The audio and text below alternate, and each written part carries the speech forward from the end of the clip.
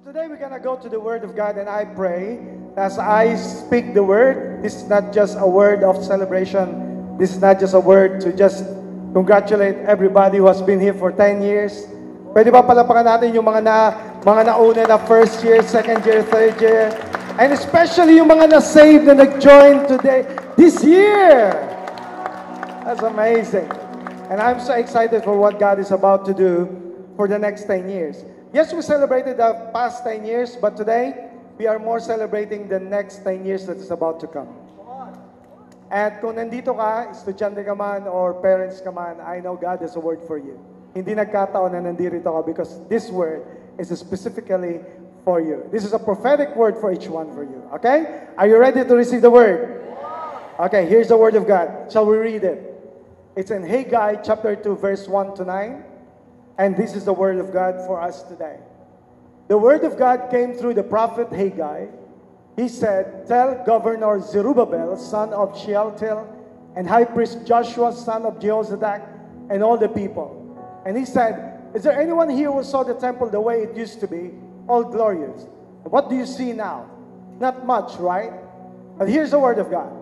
So get to work, Zerubbabel. God is speaking. Get to work, Joshua, son of Jehozadak, high priest. Get to work, all you people. God is speaking. Yes, get to work, for I am with you." The God of the angel armies is speaking. He said, "Put into action the word I covenanted with you when you left Egypt. I'm living and breathing among you right now." He said, "Don't be timid. Don't hold back." Come on, God is saying to you, don't hold back. Because this is what God said. This is what God of the angel army said. "Before you know it, I will shake up sky and earth, ocean and fields, and I'll shake down all the godless nations, for they will bring bushels of wealth, and I will fill this temple with splendor." God of the angel army says so. "I own the silver, I own the gold."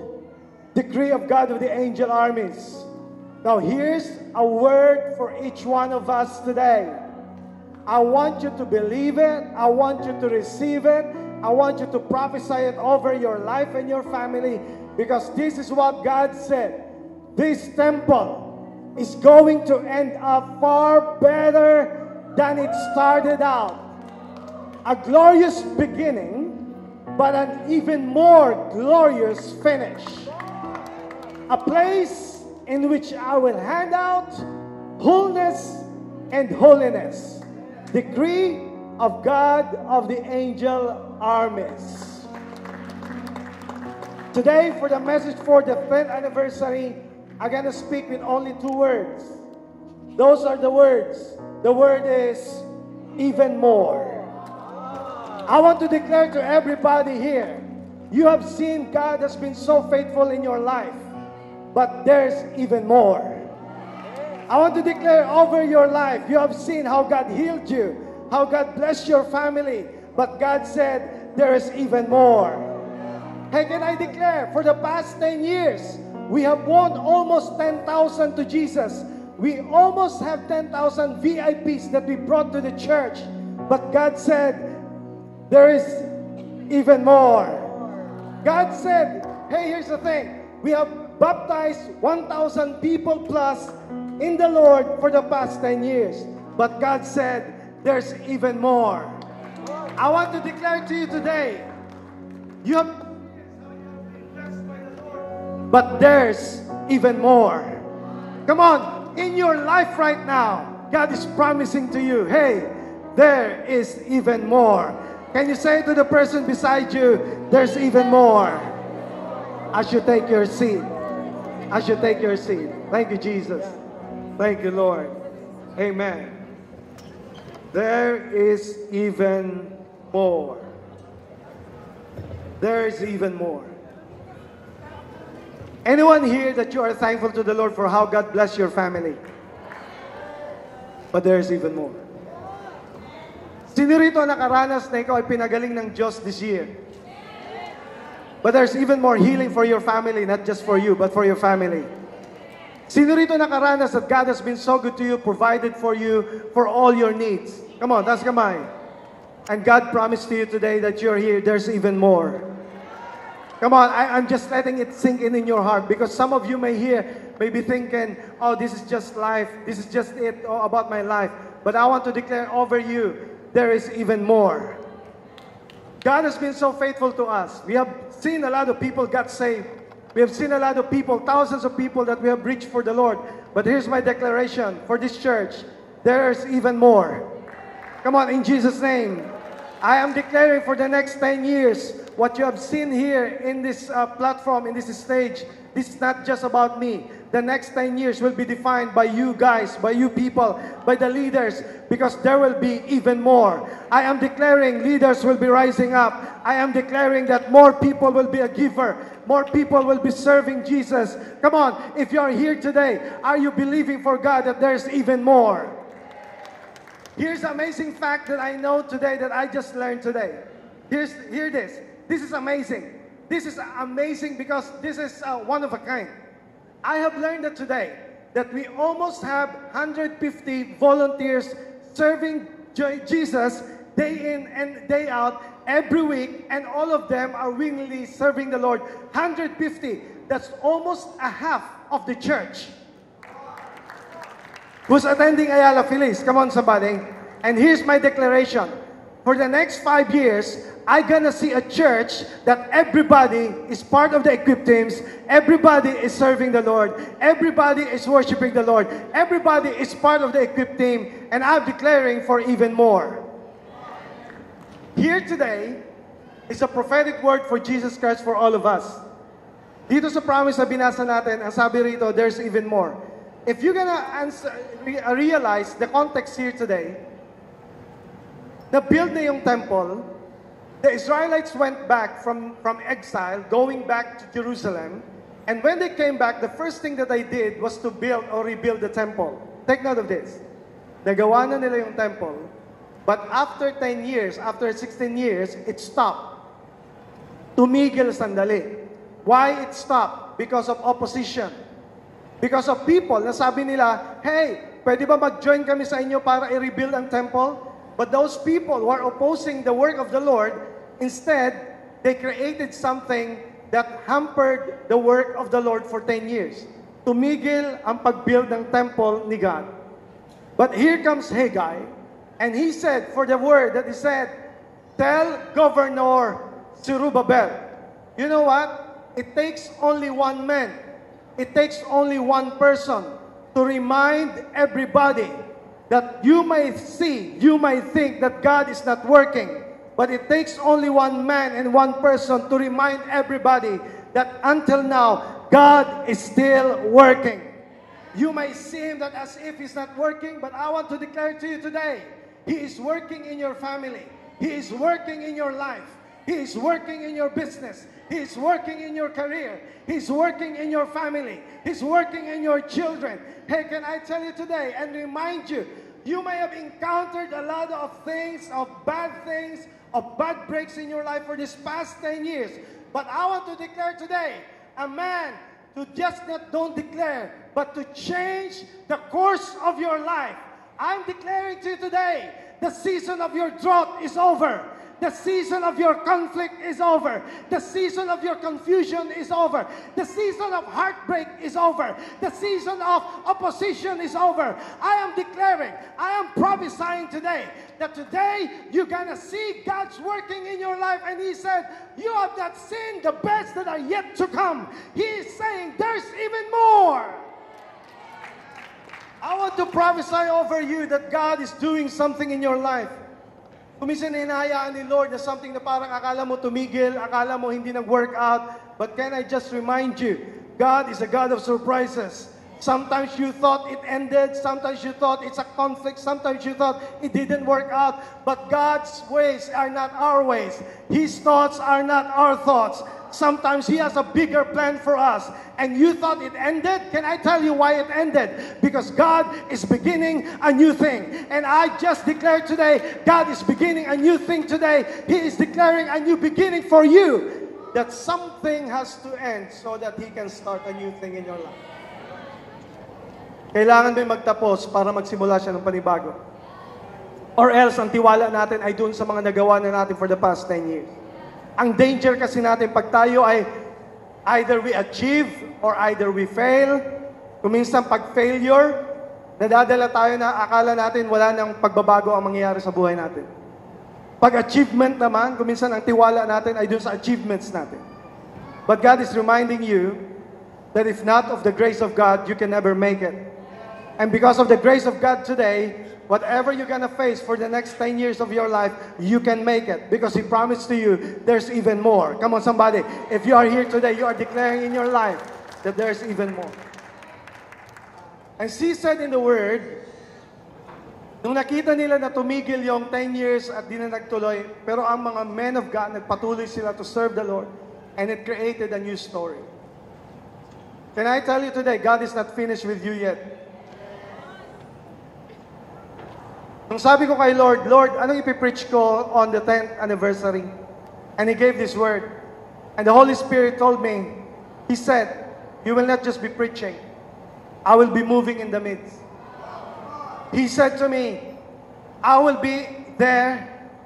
The Holy Spirit will be here. And He will change the transition. He will change the trajectory of your life. That I declare that today, God is about to awaken you so that you can see a clear picture of what your life should be. And I declare that today, if you have been delayed for too long, no more delays.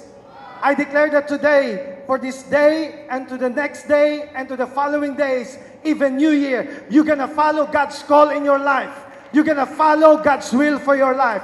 And you're gonna say, no matter what it costs, I'm gonna follow you. Because I will not settle for what have happened. I'm gonna move forward and believe for what God is about to do in my life. Because the even more is not in my past.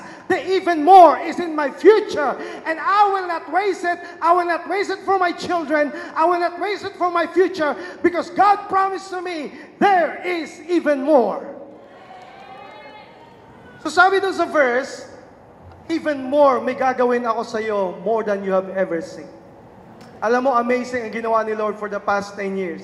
I've experienced many things at nakita ko yung pagkilos ni God. Kung kayo nagse-celebrate, 10 times ang celebration ko because I have seen it with my wife.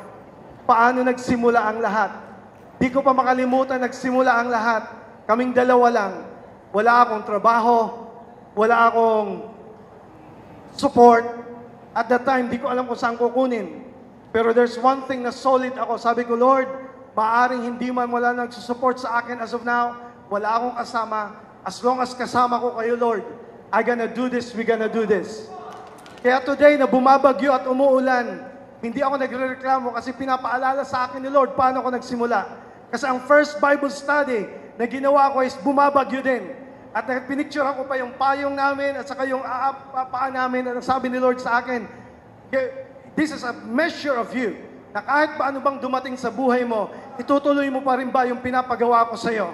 And it reminded me even until now, na kahit man bagyo, kahit anumang ulan ang dumana sa buhay, ang sabi ni Lord, tuloy ka lang because God, I'm gonna reveal you even more.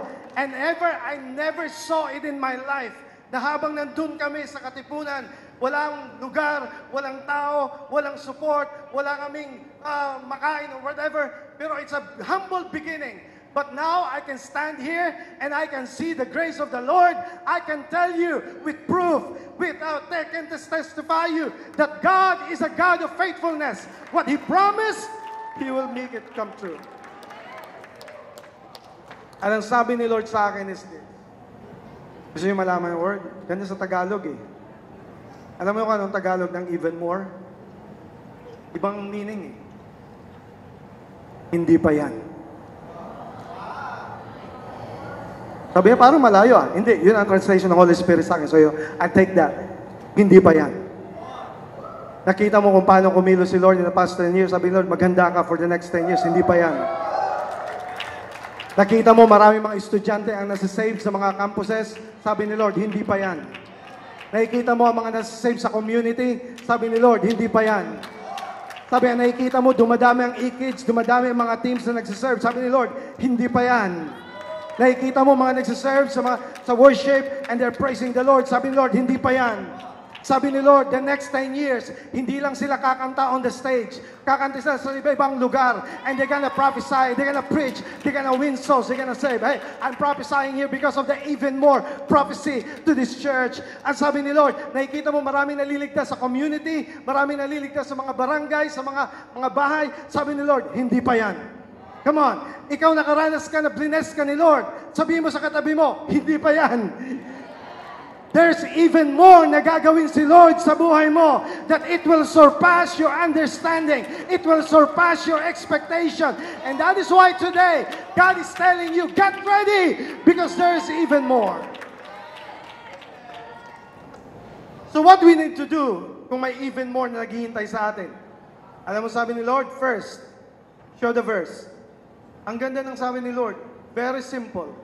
Ang sabi niya is this. Next verse, please. He said, siguro hindi na yung mahirap i-interpret, ano? Kasi sabi niya, okay, you want even more? We don't need to interpret it. He said it so plainly. He said, get to work. Get to work. He said, get to work, Zerubbabel. God speaking. Get to work, Joshua. Get to work, high priest. Get to work, all you people. God's speaking. Get to work, for I am with you. The first thing, if you want to experience the even more, this is God, what God is doing in your life. The first thing is this.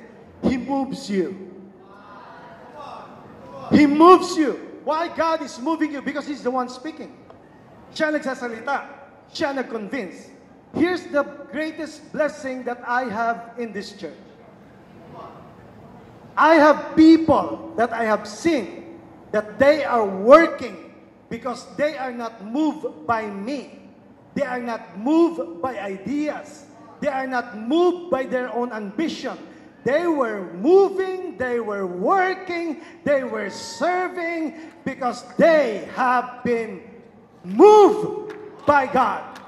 And if you expect revival, blessing and growth to happen in a church, you have to just listen to what God is doing and you follow when He is moving. Because sa panahon natin ngayon, marami nagsasabi na, Lord, tawagin mo ako pero hindi naman gumagalaw. Gusto natin na maraming blessing pero hindi naman tayo kumikilos. Can I just emphasize today, kahit maghapon ka pa mag-declare, kahit maghapon ka pa na magsabi na, Lord, ako ay gagaling, ako ay yayaman, ako ay pagpapalain. If you will not stand up and if you will not work, it will not happen. Because God blesses work more than anything in your life. He said, work. Work, work, work, work. You get to move. Ano sabi ni Lord? I am moving in you. Ang sabi niya, He's so amazing kasi sabi niya, don't be timid. Don't hold back. Can I tell you today, anong bagay ba nag-hold back sa iyo hanggang ngayon? I think, kung ang bawat isa ngayon, totally, 100% to say yes to God, and just embrace the possibility of what God can do to your life. I tell you, greater things can happen in your life. Let me tell you, breakthrough is behind, is when you obey. Here's the thing that I'm going to tell you today. You grow because of your obedience, not because of your consumption. Akala natin, bibless ako ni Lord kasi nakikinig ako ng salita ng Diyos, nakikinig ako ng ganito, but listen to me. Kaya ka nag-grow because you obey, because you have been moved by the Lord. Amen? Alam mo ba, nandito kayo ngayon sa araw na to, hindi dahil you were moved by someone. This is what I believe. You have been moved by the Lord. You are here because God moved you. Pwedeng wala ka ngayon sa araw na to, but God has been the one who moved you all the day. And today, can I tell you, if you want to see the even more in the Lord, you got to move. You got to allow God to move in your life. Kasi kung, here's the thing. Alam nyo, amazing ang team. Umaga pa lang, kinukuha na yung mga gamit, dinadala rito. Come on, can we honor them? Yung iba sa inyo, nag-asikaso na, ini-invite na yung mga bisitang iba, nag-prepare na. They're working so hard. Can I ask you, Kung sila pinakilos ko lang, sa tingin nyo, tatagal sila? No! Here's the thing. Kasi pag ang tao ang nagpakilos, tao din, mababaw na motivation yun. Pero kung siya ay kumikilos, dahil ang kumikilos siya because he has been moved by the Lord, kahit walang praises yan, kahit walang incentive yan, kahit walang recognition yan, kahit may pagsubok yan, kahit may mga nag-aalipusta dyan, kahit may problema yan sa family, kahit pa may kakulangan yan, nagpapatuloy yan mag-serve. Kasi alam niya, ang nag-move sa kanya ay hindi tao, hindi si pastor, hindi leader. Ang nag-move sa akin, kaya ako nagsaserve today, is because of the one who's been so faithful to me, and his name is Jesus. You want to know the reason why I keep going on despite there's conflict, opposition? It's because I have been moved by God. If you have been moved by God, no opposition will stop you. No pain can ever stop you. No words of conflict can stop you. Why? Because you have been moved by God. Pag ang Diyos ang kumilos sa'yo, walang makakapigil niyan. And that's the thing. Magpakilos ka kay God, ang sabi niya, He's moving in me. Kaya sabi niya, get to work. Pansin niyo yung word sa kasunod. Sabi niya, put into action. Here's the word. Sabi niya, the God of the angel army speaking. He said, put into action the word I covenanted with you when you left Egypt. Take note of that. Pansinin niyo. And sabi niya, put into covenant what have I covenanted with you. When? When you went? When you left Egypt. Here's the thing. Follow me now. Don't miss this. Because here's our problem. Oftentimes we're asking God for a new revelation. When in fact, God already commanded you His word 2 years ago, or a year ago, or this year. Palagi tayong naghihingi ng bagong gabay. Pero sabi ni Lord, di ba sinabihan na kita last year? Di ba sinabihan na kita the other day? And here's the thing that we need to understand right now. Sometimes we don't need a new revelation. What we just need is a new obedience for the old revelation that God has given us in the past. The problem is, here's the thing. God is not just concerned on how you left things. He is more concerned on where you're going. Can I emphasize that? Hindi lang concern ang Diyos na may iniwanan ka. Mas concern ang Diyos kung saan ka papunta. Did you get that? Kasi maaring nasave ka, tumanggap ka kay Lord, sumusunod ka, sabi mo, Lord, salamat, iniwan ko na ito, iniwan ko na ito, iniwan ko na yan. Praise God, iniwan mo na lahat. Pero sabi ni Lord, hindi lang it's all about leaving something, it's about going somewhere. The question is, saan ka papunta ngayon? Nagsiserve ka ba ka ngayon?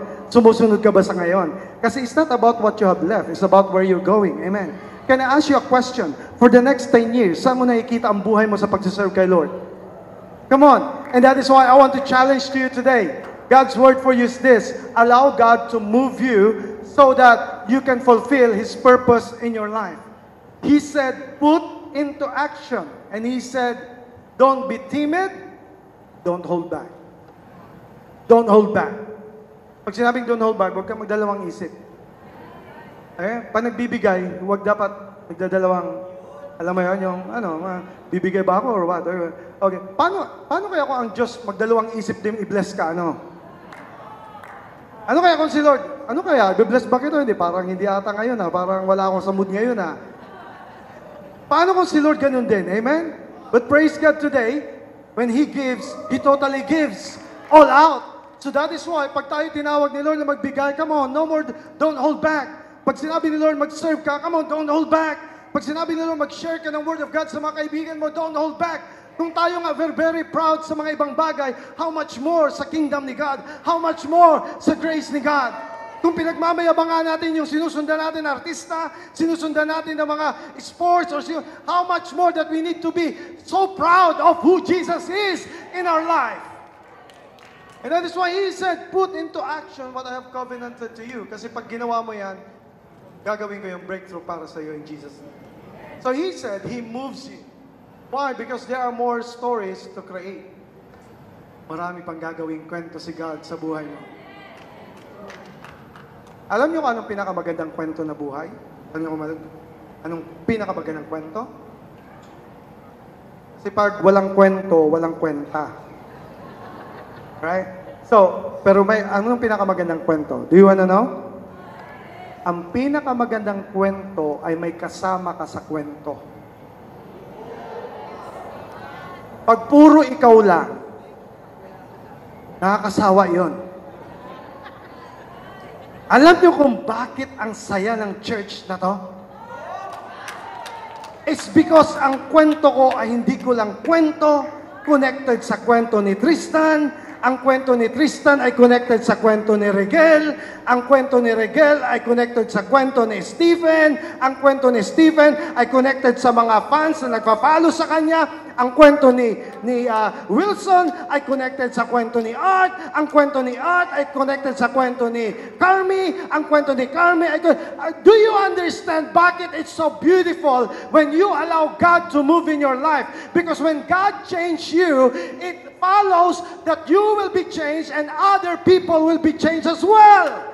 Ang pinaka-boring na kwento, kahit pa ikaw ang pinakamayaman, ikaw ang pinakasikat, ikaw ang pinakamagaling, pero kung ang kwento ay lahat umiikot lang sa'yo, it's nothing. Pero kung ang kwento mo is about people's lives, that's the most beautiful, awesome, amazing, even more story. Ang pinakapangit sa kwento na ikaw lang, na nagmamayagpag ka, ang pangit niya kasi pag bumagsak ka, ikaw lang. Right? Pero ang sarap in the name of Jesus.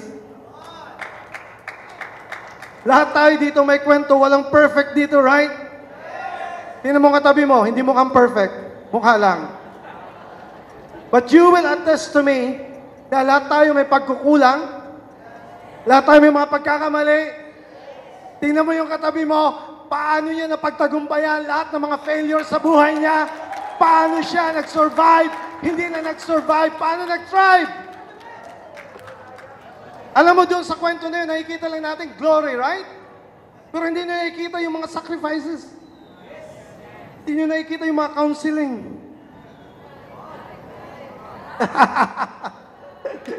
Alam mo yung may mga nights na kailangan puntahan mo alas 2 ng umaga at kailangan ayusin mong mga buhay. Sumigaw ang mga nakaka-relate. Sabayan niya ako para hindi obvious.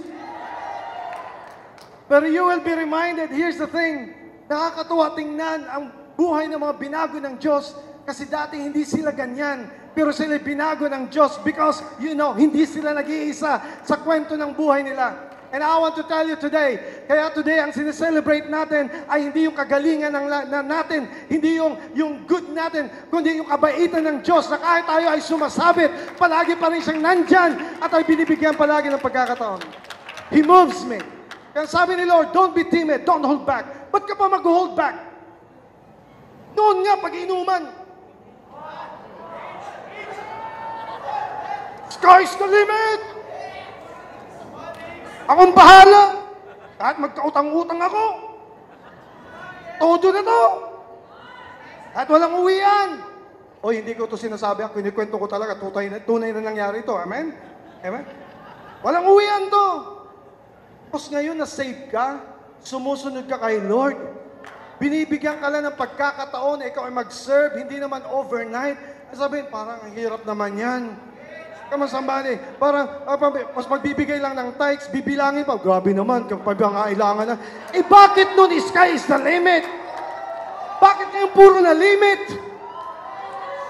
Bakit noon? Walang uwian, magbabarkada, magkakasama. Ngayon, mag-i-group nga lang. Kaya nga, I praise God today. Yung mga dating all out sa bisyo dati, ngayon pa nag-i-group. Kami na ang, pambira, wala nang uwian talaga to. Alam niyo ba, dito ako natutuwa sa ngayon? Kuminsan ang uwi ko, alas 3 na ng umaga. Kasi hindi magkano may, nag-i-group na ng, nag-church na ng umaga, magmi-meet ng, oy, kain tayo guys, i-group tayo. Tanghali yun na, di pa tapos, kape tayo ulit. So, okay, ay di, bro, may tumatawag doon. mag-dinner daw tayo. Puntahan naman doon eh. Oy, mag-billiard tayo doon. Puntahan naman doon. Wala nang uwian. Why? Kasi that's the thing. Kung noon nga, hindi mo kine-question yung ginagawa mo sa buhay na mali. Ngayon pa kaya na ikaw ay nasa tama. Come on, don't be timid. Don't hold back. Kaya kahit may mag-persecute sa'yo, kahit may mag-accuse sa'yo, noon nga, sinagtsatsagaan mo eh. Ngayon pa kaya na ikaw ay anak na ng Diyos, matibay na ang loob mo. So what? Kung ngayon di nyo na maintindihan na ako'y maayos na, may Bible na ako, nagpe-praise na ako kay Lord, okay lang na pag-usapan niyo ako. At least, lahat ng pain ko ay may silbi para kay Lord. Hindi katulad noon, pinipresecute ako for nothing. And that is why, come on, I want to encourage you today, church. I want to encourage you, young people. I want to encourage you, young adults. I want to encourage you, all of you, E+ and everybody. I want to encourage you, don't hold back. Yung pangarap na binigay sa'yo na Lord, don't postpone it anymore. Bago pa matapos ang taon, this is your year. Don't wait for 2025. This is your year. Don't hold back anymore. Bakit ka ba nagpapapigil sa gustong gawin ng Diyos sa'yo dahil lang sa sinasabi ng tao? Don't hold back. Don't hold back. Don't hold back. Bigay todo na to kay Lord. Come on. Come on. Let's do it. Do you want to see a glorious, even more church in the next 10 years? Don't hold back. Don't be timid. This is it. I am declaring for the next year and the years to come, we'll be conquering every community, we'll be conquering every campuses, no holding back. Sabi ni basa mo, kunin ang provision. You know, just follow the vision and the provision will follow. We're gonna go. No more holding back. Sabi ni iba, sa milalagay, wala tayong venue. The venue will no longer be a question. It's clear now to me. Hindi tayo tinawag ni Lord na magpadami in one place in 1,000. We are a pioneering church. Ang sabi ni Lord, I designed you, hindi kayo magparami in one space. Kaya sabi ni Lord, simulan nyo na next year, na hindi lang one space, you conquer everybody. Ang mga leaders ay mga handa na. There are preachers who are ready na. There are worship team who are leaders na. We gonna conquer. Come on, everybody right now. No more holding back. Sabi nila, saan may paglalagay yung mga taong yan? Ay di magsimula sa Antipolo. Magsimula sa QC. O di 200 din doon, 200 sa Antipolo, 200 sa... Because we have not designed na tayo mag-umpukan lang sa isang lugar. Ang design ni Lord sa Equippers Church as a pioneering church is to conquer every city in Jesus' name. That is why kailangan abutin ng 10 years kasi nililid, hinahubog, prepare, tinatawag, dinidisciple, nire-ready ang mga leaders na gagamitin ng Diyos for the next 10 years. Katulad yan, yung leader na yan. Praise God. Amen. Alam mo, ang blessing when God moves in your life, kahit ano pang mangyari sa buhay mo. Kaya pag may lumalapit sa akin, Pastor John, paano ko ba malaman na tinatawag ako ng Diyos? Alam mo kung anong sagot ko? Ano yung masagot ko? Ba't ka nagtatanong? Kasi ang iba, hindi naman aware, hindi naman sila concerned yan. Ba't ka nagtatanong? Anong meron yan sa'yo? Is it possible na kaya ka nagtatanong because God already put something in your heart that you, come on somebody! Bakit ba concerned ka of people getting saved? Bakit concerned ka of people of the church? Well, here's the thing. It's because the truth is, God is already moving in your life. You cannot contain, hindi ka satisfied na ikaw lang ay nakaupo because alam mo may gagawin pa si God sa buhay mo. And God has been setting you up and preparing you so that for the next 10 years, ikaw ang gagamitin ng Diyos. Jesus name. Tingnan mo yung katabi mo, sabi mo gagamitin ka ng the Lord. Amen.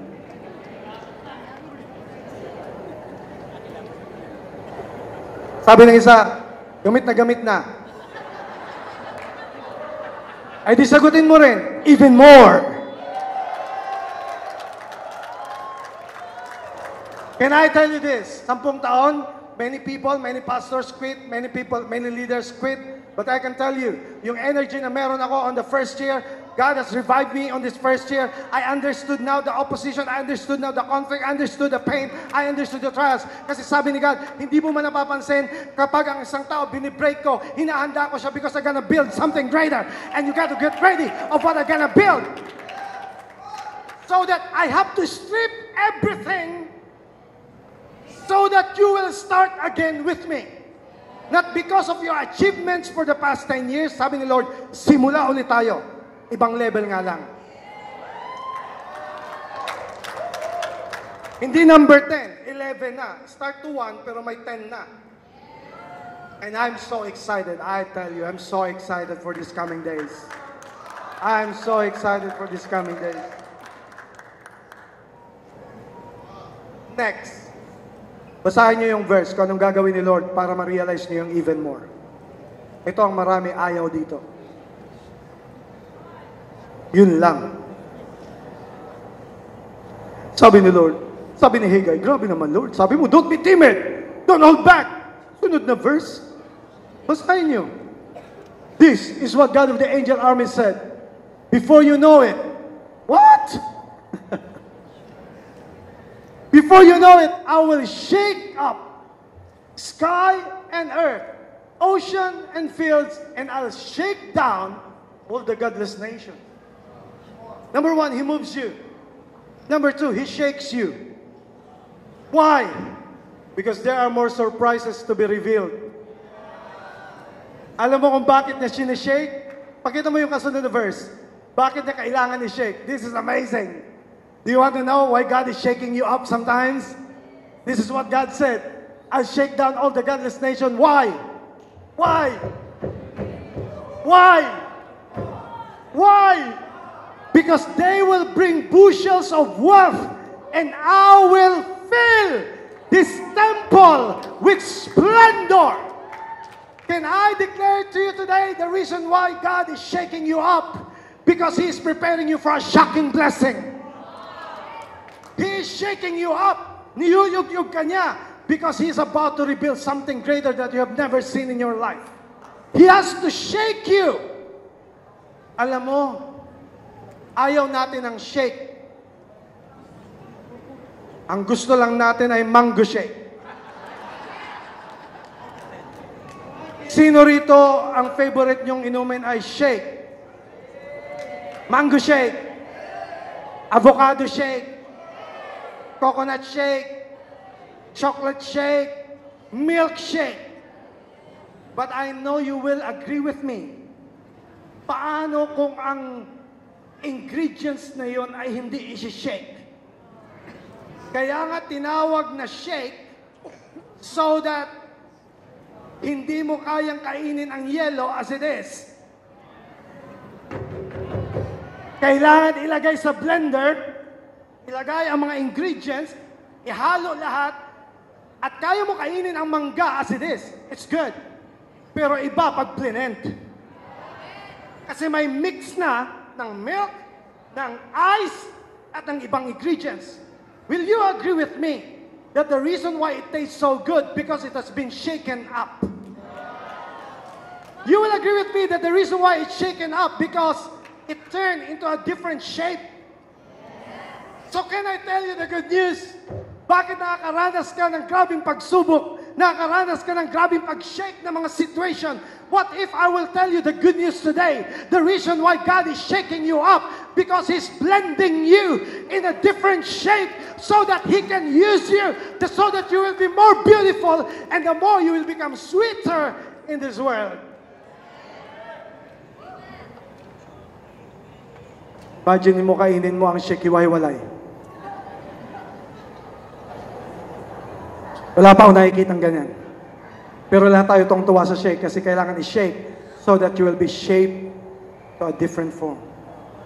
God is shaking you because He is shaping you to the person He wants you to be. I other thing about ayaw natin ng shaking. Pag sinabi kong shaking, yuyug-yug. Right? Ayaw natin ng pagsubok, ayaw natin ng sakit, ayaw natin ng pain. Pero oftentimes, God is using pain, God is using the shaking up so that He can use you. Do you want to prove? Do you want to prove? Nakakita na kayo ng medicine?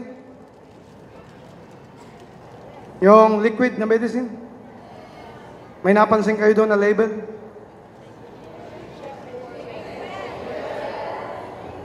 Come on, say it out. Ano nakalagay? Come on, come on, come on. What? What? Shake well. Shake well before using. Can I tell you today, that's exactly the reason why God is shaking you up. Because you have to be shaken well before God can use you. And He's telling you, hey, I have to shake you with trials. I have to shake you with all the pain. I have to shake you with disappointment. I have to shake you with frustration. Because I'm about to use you that you have never seen in your life. Get ready to be used when God has shaken you up. Nagtataka ba kayo? Lalo ngayong taon, di ba? Sa church natin, ang prayer natin, more and more. Sino ito nakaranas kung kailan more and more, nag-less and less? Taas ang kamay. Kung ayaw nyo, hindi pa halata, okay lang. Pero that's an amazing truth. Do you want to know why? Kasi sabi ni Lord, kailangan kong i-empty.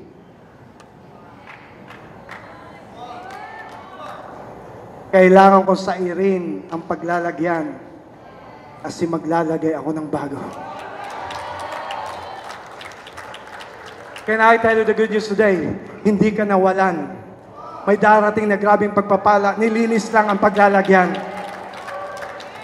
Kaya ka nagkasakit, kaya ka nasaktan, kaya may mga taong umayaw sa'yo, may mga taong naging against sa'yo, may mga taong nang iwan sa'yo, may marami kang experience sa failure, hindi yung kawalan sa'yo. Can I tell you today, nililinis lang ni Lord ang capacity so that yung sisimulan niyang panibago is He can start over you again. And this time, He said, shake well before using. I'm gonna shake you so that I can use you. He will move you. He moves you. He shakes you. The last one. Here's the verse. Sino rito ang nagpipray na ganyan ang mangyayari sa buhay mo sa church natin? Come on, everybody right now. Look at the verse. Can everybody read it so that we declare it together? Can we say, this temple is going to end up far better than it started out.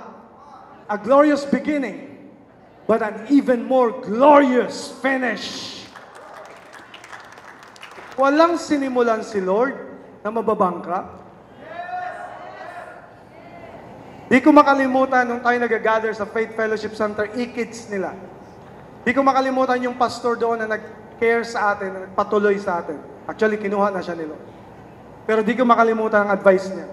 Nakikita niya ako, dala-dala ko yung mga gamit, nagsisimula pa lang tayo. Ang sabi niya sa akin, tinawag niya ako, sabi niya, John, can I tell you something? Yes. Itong ginagawa mo, ipagpatuloy mo lang. Why? Sabi niya, because this is for forever. Napaisip ako, grabe ko, oh nga. Lahat ng sinimula natin sa mundong ito may katapusan. Lahat ng ginawa mo kay Lord para sa church, walang katapusan. It's forever. Mawala na tayo sa mundong ito, may legacy pa rin, may church pa rin na nagtatribe, may generation pa rin na mag-worship kay Lord. At kahit magunaw ang mundo, matapos ang mundo, yung sinimulan mo dito sa lupa, ikikarry mo pa rin pagdating mo sa langit, is because you have been a part of what God has done for the church. Can I tell you today that this temple will not just end up, will turn up glorious in the name of Jesus. But here's the twist. Sabi ng Holy Spirit sa akin, but that's not the message for the church. I go, what? So alam mo yun, habang nagpe-prepare ka ng message, the Lord will just reveal to you something. Sabi niya sa akin, yung word na temple, hindi yan para sa building. Sabi ko, para kanina, Lord, sa mga taong makikinig sa iyo tonight. So para ito sa iyo. This is for you. Ang tinutukoy na temple dyan ay hindi lang yung building, hindi yung templo na pag-worshipan. But I believe na one of these days, magkakaroon tayo ng sariling temple. Amen? Who agrees? Amen? Given na yan. Pero sabi ni Lord, can I declare to you something better? Show the verse. New Testament. Do you not know that your body is the temple of the Holy Spirit who is in you, whom you have from God, and you are not your own? So who is the temple? Anong temple ang tinutukoy ni Lord? Ang temple na tinutukoy ni Lord is you and me. Anong sabi ni Lord? This temple will become better and glorious. Why? He said, I will give the temple wholeness and holiness. Do you want to know what wholeness really means? Kung tatanungin kita ngayon, ilang percentage ka buo sa harapan ng Diyos? Kung tatanungin ka ngayon, i-assess kita ngayon, gaano ka kabuo sa harapan ng Diyos? Or i-revise ko, gaano ka kabuti sa harapan ng Diyos sa ngayon? Ang iba sa inyo magsabi ka, give me a percentage. Pwede sabihin niyo sa 50. 50-50, delikado yun pag 50-50, okay. 75. Ang iba, 95. Sino rito ang below 50? Wow, ang babait na mga kausap ko dito. Praise God. Thank you, Jesus. Mga banal at mga perfect ang mga kausap ko ngayon sa gabing ito. Ulitin ko ulit ang question. Kung i-assess ang sarili mo, sino rito ang 95% at least? Praise God. Kung anong sagot mo, that's awesome.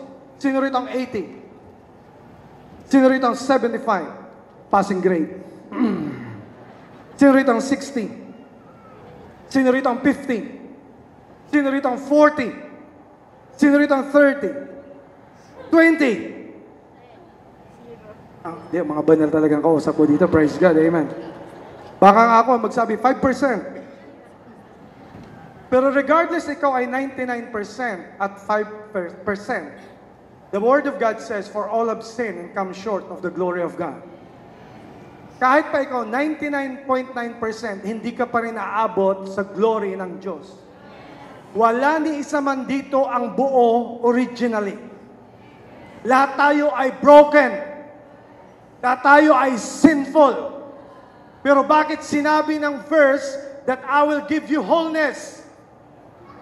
Here's the good news that you need to take away today. The reason why you have wholeness is because God sent His Son, Jesus Christ, who is sinless, perfect, pure. He came down on earth, lived for 33 years, and died, gave His life on the cross. And He said in the cross, He said the most famous words. The famous word He said, it is. It is. Kung sabihin ng it is finished, complete. It means whole. Why? Because He knows that you may be 99%, it's still not okay. You may be 80, you may be 50, you may be 20, you may be 5, but God said, Jesus Christ will complete what you're lacking. What you don't have, I can give it to you. So therefore today, the reason why you are a temple of the Lord Jesus Christ is because He gave you the wholeness. He gave you the wholeness. Yung hindi mo kaya tapatan, siyang tumapat. Yung hindi mo kayang bayaran, siya nagbayad para sa'yo. Kaya ka narito ngayon sa araw na to tell you, instead of thinking na ikaw ay worthless, iniisip mo wala kang pag-asa, iniisip mo ikaw ay marumi, iniisip mo ikaw ay napaka-malayo sa Diyos. Pero today, God is reaching out to you and He's saying to you, kahit ikaw pa ay kulang, kahit ikaw ay nagkamali, kahit ikaw ay makasalanan, ako ang tumapat para sa iyo. Ako ang nagdusa para sa iyo. Ako ang namatay para sa iyo. I give you 100%. And if you receive me, you will have wholeness. Praise God that I can stand here today not by installment basis. Na hindi ko binabayaran ang kasalanan ko ng tingi-tingi. Ganun ka rin.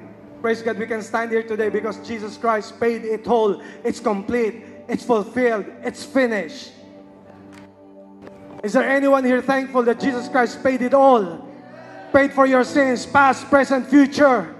He's the one. And that is why I will never be double-minded on speaking today. That the reason why I can stand here today, the reason why you are living today, it's only because of Jesus Christ. Hey, you have an appointment today. You have an even more appointment today. And He's saying to you, come on, this is the day that you need to be saved. This is the day that you need to accept me as your personal Savior, because I can give you wholeness.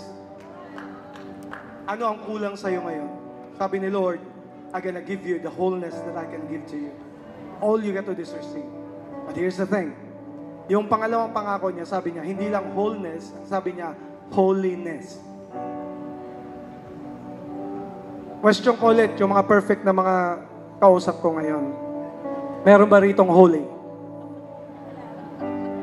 Praise God. Ngayon, mga honest na tayo. Praise God. Do you want to know who is holy here? You want to know paano maging holy ang isang tao? Do you want to know? Simple. Ang tawag sa Spirit ay Holy Spirit. Hindi ka magiging holy by your own. Wala ni isa man dito na kahit pa magpakabait, hindi mo kayang magpakabait on your own. Sasabit at sasabit ka, magkakamali at magkakamali ka. Pero ang alam ko sa isang tao na nagpapakumbaba, na tumanggap kay Jesus Christ, hindi man siya natanggal ang kanyang kasalanan, pero kaya siyang patawarin ng Diyos dahil ginawa na ni Kristo ang bayad doon sa krus ng Kalbaryo, and you can be whole. But the way you can be whole is this: if you allow Jesus Christ in your life, the Holy Spirit will come into you, and the Holy Spirit will cleanse away your sins, and He will pardon you, and He will forgive you. And tonight, sabi ko kay Lord, Lord, can you make this anniversary special?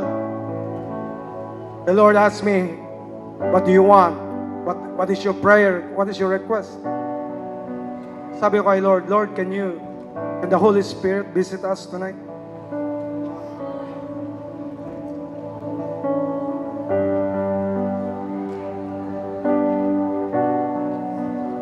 Because kahit anong sabihin ko ditong words, kung ang Holy Spirit hindi kikilos sa'yo, I am just a clanging cymbal.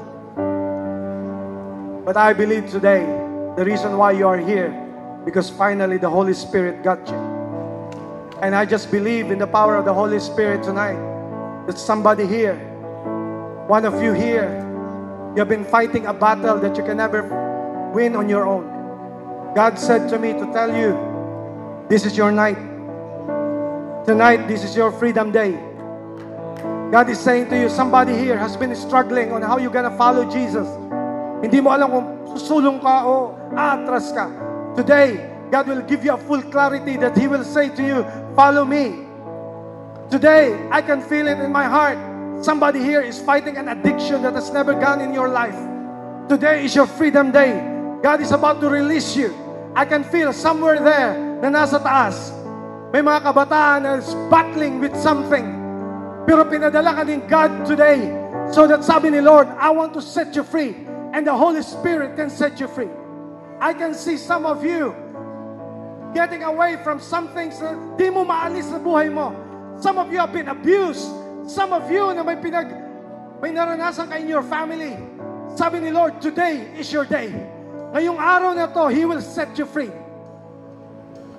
Today, the Holy Spirit will baptize people.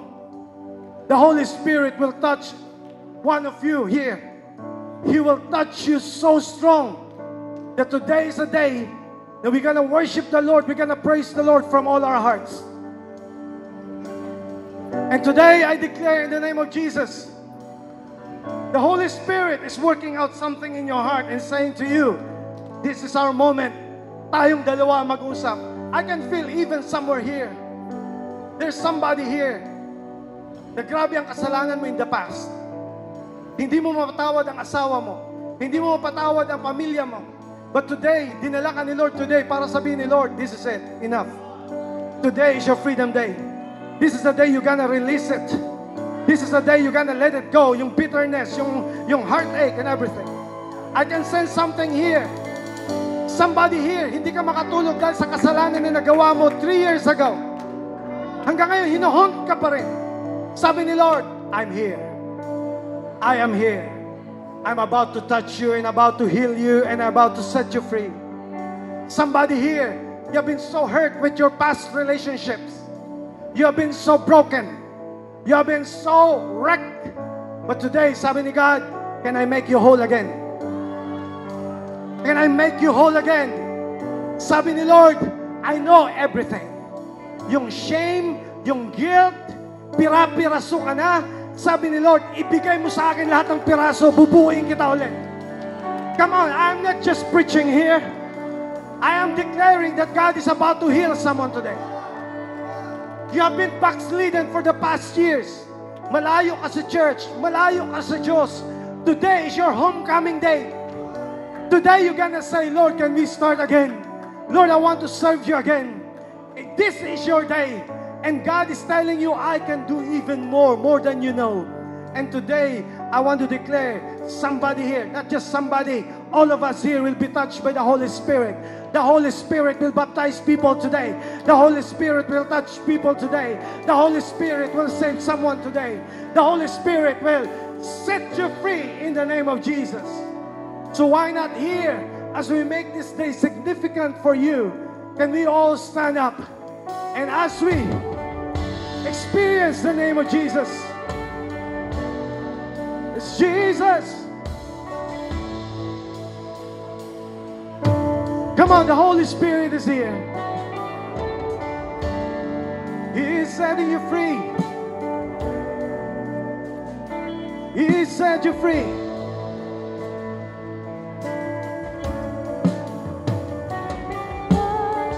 The Holy Spirit is here.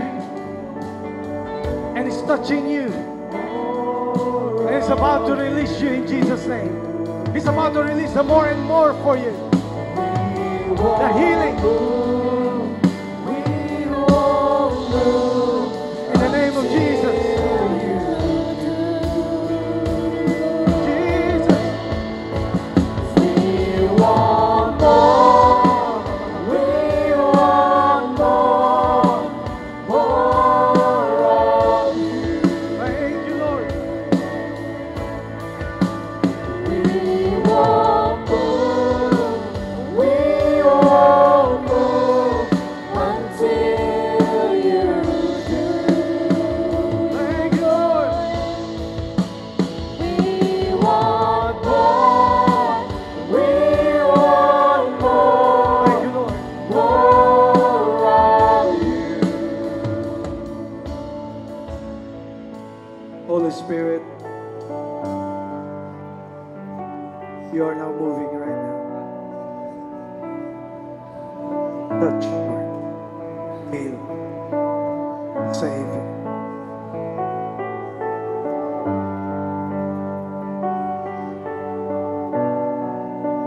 The power of the Holy Spirit is here touching your heart. Kinakausap ka ng Panginoon. Dito sa baba, dyan sa taas. Sabi ng Panginoon, hindi mo kailangan matakot. Itong day na ito ay ginawa just for you. To set you free. And all you got to do is receive Jesus Christ in your heart. And when you receive Christ in your heart, He promised to you that He can give you a whole life. A new life. Kaya niyang patawarin kahit anong kasalanan mo. Kahit anong nakaraan mo. Kahit anong pagkabasag, pagka-broken mo, kayang buuin ulit ng Panginoong Diyos. Right now in Jesus' name. And here's what we're gonna do today. Is there someone here that who wants to receive Jesus Christ in your heart?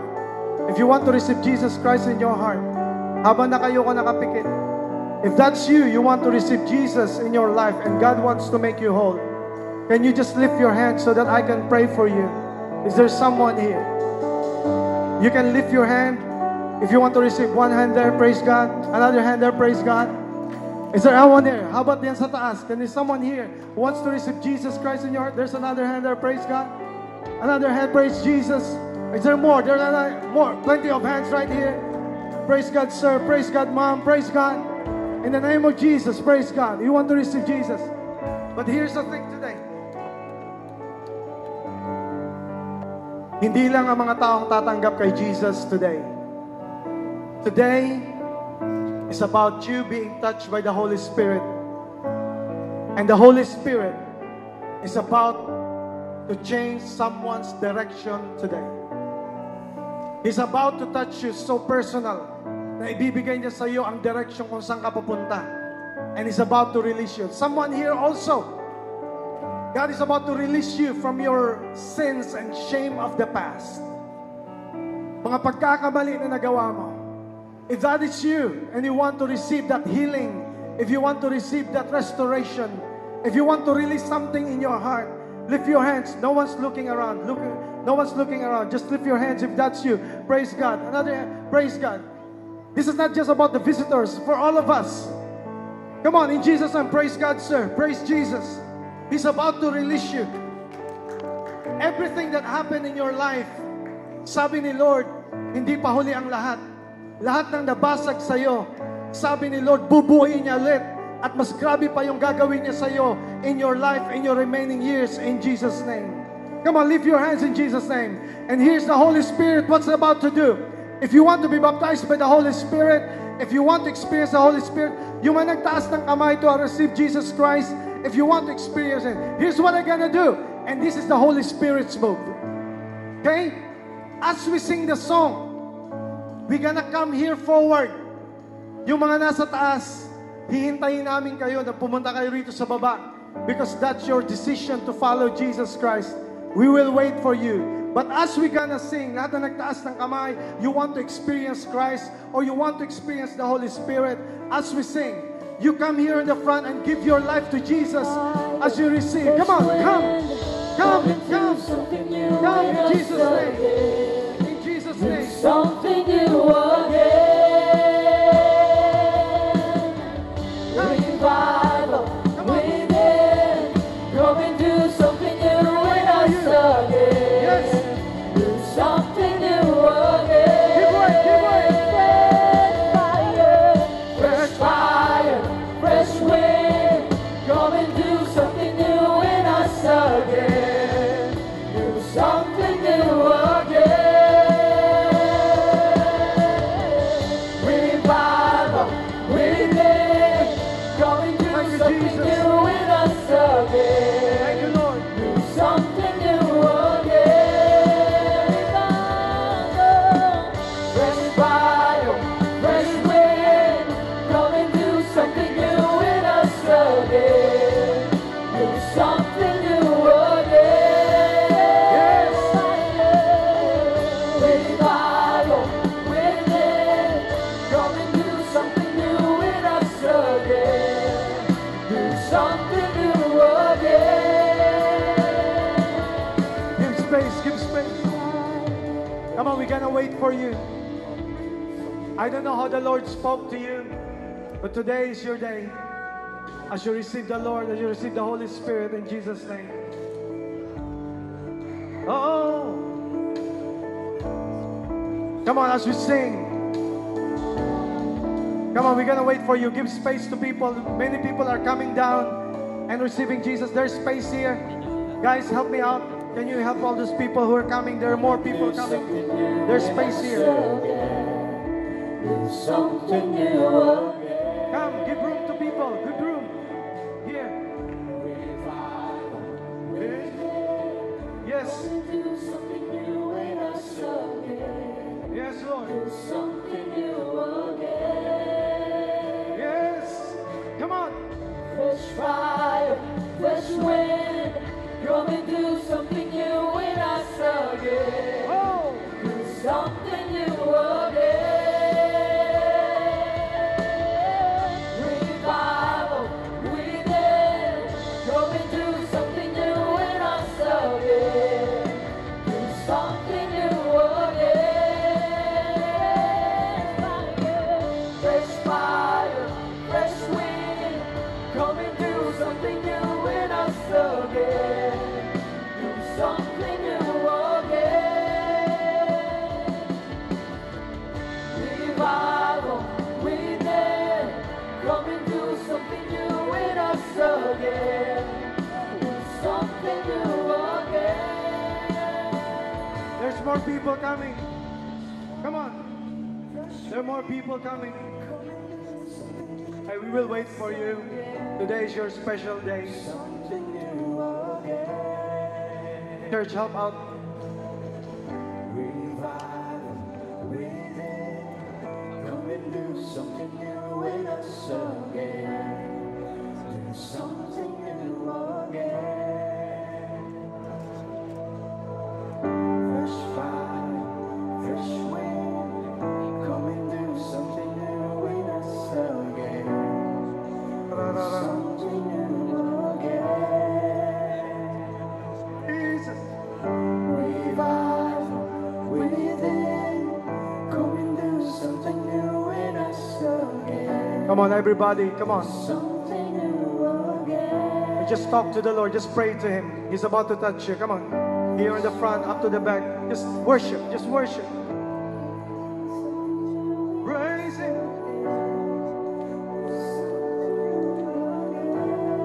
The Holy Spirit is about to break out today. He's about to touch people. Holy Spirit. Yes. Jesus. Fresh fire, fresh wind, come and do something new in us again. Come on, everybody, lift your hands. Something Lift your hand. new again. Praise. Revival within, come and do something new in us again. Do something new again. Fresh fire, fresh wind, come and do something new in us again. Do something new again. Revival within, come and do something new in us again. Do something new again. Fresh fire, fresh wind, come and do something new in us again. Do something new again. Revival within, come and do something new in us again. Do something new again.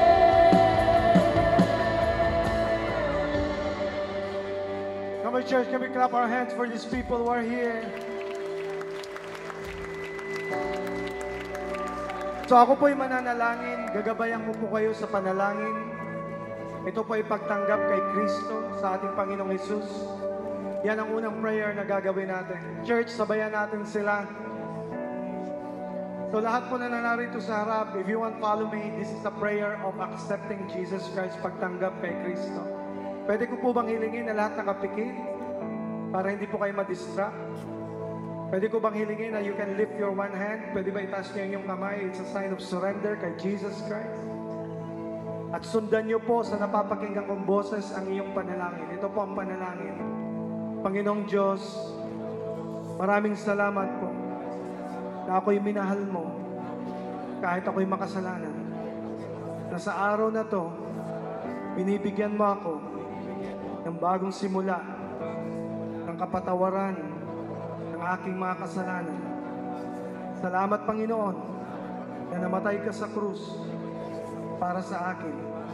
At sa araw na to, binubuksan ko ang aking puso at tinatanggap kita bilang aking Panginoon at tagapagligtas. Maraming salamat sa kaligtasan, sa bagong buhay, at sa bagong relasyon, at sa pag-asa ng langit. Simula sa araw na to, Panginoon, ako'y susunod sa inyo. Sa pangalan ni Jesus. Amen. Come on, can we clap our hands for that, for Jesus?